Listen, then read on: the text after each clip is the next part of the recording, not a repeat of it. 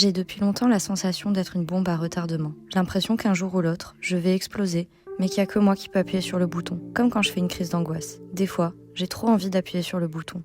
Parce que j'ai la sensation que c'est tout ce qui me sépare de mes rêves. Mais ça me fait peur. Moi qui ai toujours tout contrôlé, je sais que quand la bombe explosera, la flamme n'épargnera rien, ni personne.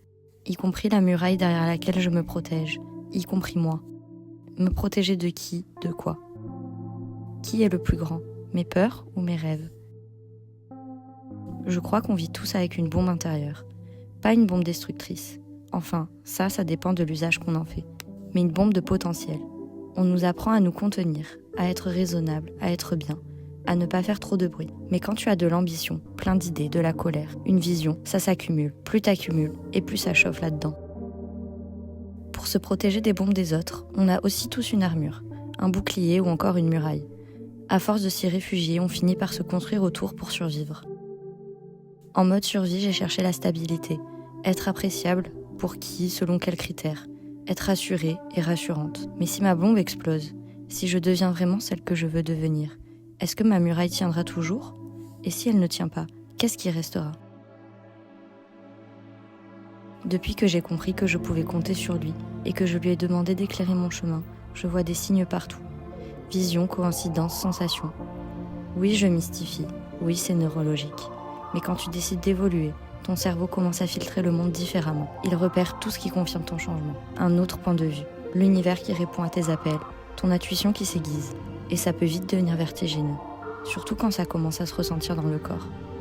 Le corps, la muraille qui protège mes entrailles, mes organes vitaux, mon âme. Et quand ce corps rejette ce qui le détruit, la fièvre monte. C'est tout le système nerveux qui menace d'imploser.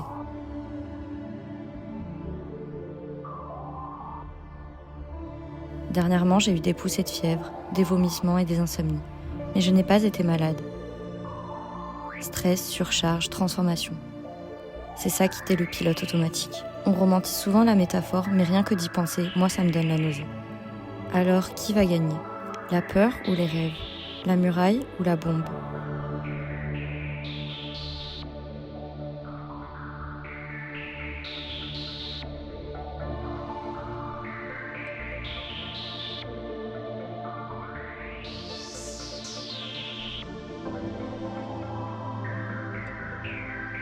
Je crois que la vraie question, ce n'est pas qui va gagner, mais est-ce que je vais continuer à essayer de contrôler et de canaliser l'explosion, ou bien la laisser me consumer?